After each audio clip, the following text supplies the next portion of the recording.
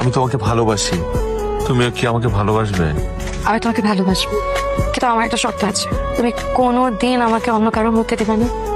আমি কথা দিচ্ছি, আমি তোমাকে কোনোদিন অন্য কারো হইতে দিব না।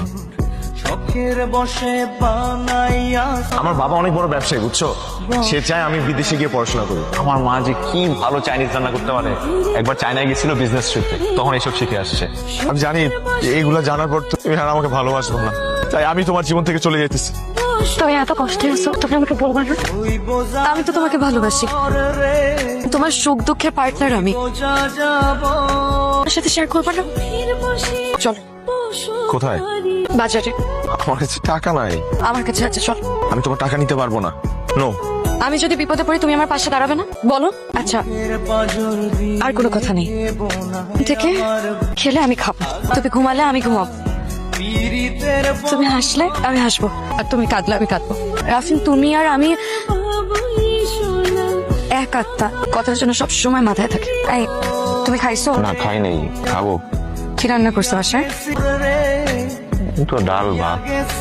আচ্ছা, আমি খেয়ে এসে ফোন দিই।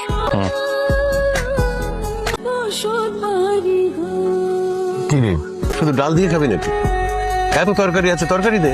আজকে শুধু ডাল দিয়ে খাই বাবা, আর কিছু খেতে ইচ্ছা করছে না। আজকে তো শুক্রবার, কই যাচ্ছিস তুই? টিউশনি করতে। তুই আবার টিউশনি নিলি কবে? মা, বাসায় বসে থাকতে বোর্ড লাগে, তাই ভাবলাম একটা টিউশনি করাই। আর মা, তুমি তো জানো টিউশনি করলে ব্রেন শার্প থাকে। আসি, লেট হয়ে যাচ্ছে। আর তাড়াতাড়ি আসবি কিন্তু, দেরি করে কিন্তু আমার একদম ওকে। শোনো, তুমি কত টাকা পাইছো? 12,000।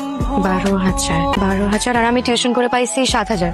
সব মিলায় 19,000 টাকা। তাহলে ভাড়া 6,000, আর খাওয়া বাবদ খাওয়া খরচ কত? 6,000 ধরো। না, 6,000 কম হয়ে যায়। 8,000 ধরি, 8,000 টাকা। 8,000 একটু বেশি লাগবে। একটা মিনিট। 6,000 হচ্ছে বাসা ভাড়া, আর টাকা 3,000 টাকা। আসা যাওয়ার জন্য 1,500 টাকা কনভেন্স। এত লাগবে? রাখো তো, লাগবে লাগবে, রাখো। বাকি থাকে 500। 500 টাকা হচ্ছে তোমার আর আমার। না, 500 টাকা বেশি হয়ে যাবে। এক কাজ করো, এই 300 টাকা তোমার কাছে রাখো, আর যে 200 টাকা থাকবে হেঁটে আসার সময় আমরা এই 200 টাকা দিয়ে বাদাম খাবো। তুমি কেন এত কষ্ট করবা?